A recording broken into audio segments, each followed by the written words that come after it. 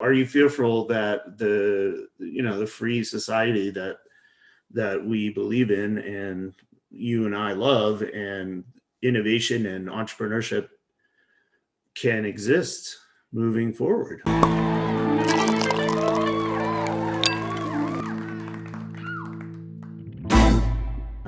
Sometimes I wake up in the middle of the night and I'm like, oh shit, like what are we doing to ourselves? Yeah, And I feel like by complying with a lot of things, we're just feeding the beast, and it's important to me to understand what the motives are, because there has to be an argument against it, because I just don't believe in what they're doing. My partial solution is non-compliance. You tell me what to do, there's a good chance I'll do the opposite. But I encourage people to do that. Yeah, this COVID thing was not thing. It's the third worst pandemic in the last 650 years. But the COVID pandemic was a gift to the globalists and the power elite that we just discussed. Mm-hmm. Because the easiest way, you can give orders all you want, but the easiest way to get people to go along, to follow orders, is fear. And this was used to instill fear. Now, once they realized that, once that came together over the course of 2020, they said, hey, we got to keep this thing going. We got to. Well, you can see that day by day. We got to keep the fear out there because it's working for us. And by the way, I am what I am, but I'm not a libertarian, and I'm not an Austrian economist. I study Austrian economics. I think it has something to offer. But I know people, I won't mention names, there's no need, but kind of go to, George Mason University at a very high graduate level. George Mason is known, a fine school, but it's known as kind of a libertarian Austrian center, and, work for, say, Reason magazine, and, read Ayn Rand, and check all the boxes, right? You're like, okay, you are the greatest libertarian. You stand up to government. You don't let them boss you around. So the minute COVID came along, they just snapped to attention, wearing their masks in a car by themselves, staying home, not going out. I mean, I did the opposite. I started planning field trips. Like, if it was hard to fly, I say, okay, talk to my wife and says, let's go to Pittsburgh, visit the Andy Warhol Museum, because I want to see some Andy Warhol art. And we did, and we had fun. The hotels were empty, the streets were empty, but we just said, let's get out. You can't live in fear. And I wear, I use a bandana style mask, and I never wear it unless I have to. So if I go into your store, it's a private store, I don't know, Trader Joe's now, if they require a mask, I put the mask on. I'm not going to sit there and fight with the greeter at Trader Joe's about a mask. I have a choice also, which is I don't have to go in, right? But on the street, in my car, anywhere else I can think of, in a park, I don't wear a mask, period. And I've seen people shy away from me, cross the street. Here comes a guy without a mask. I'm encouraging people to tear up their masks, throw away their masks, declare independence, visit your family, to get involved in social gatherings. Let's get our lives back. Stop living in fear. But that's me, easier said than done. People are living in fear. And when they live in fear, they're easier to boss around. So why would you want to stop the fear? You have to keep it going.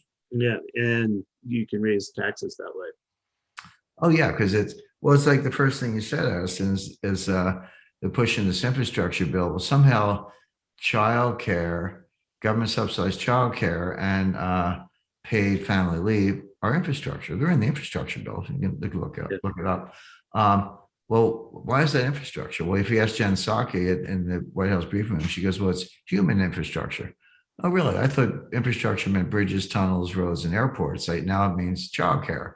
Yeah. Well, but that's what they've been saying. That it literally has been what they're saying is we have to broaden the definition of infrastructure. But what they're saying is any concern that anyone has, the government can solve it, and we're going to tax you in order to pay for the agenda that we have created. Well, yeah, but okay, so they do polls. They said Americans support infrastructure. Well, Americans do support infrastructure. If you mean bridges, tunnels, airports and roads, they do.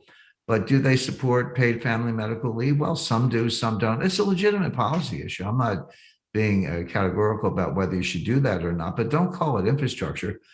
But they do call it infrastructure because they know infrastructure is popular. So how do you get a $2 trillion bill?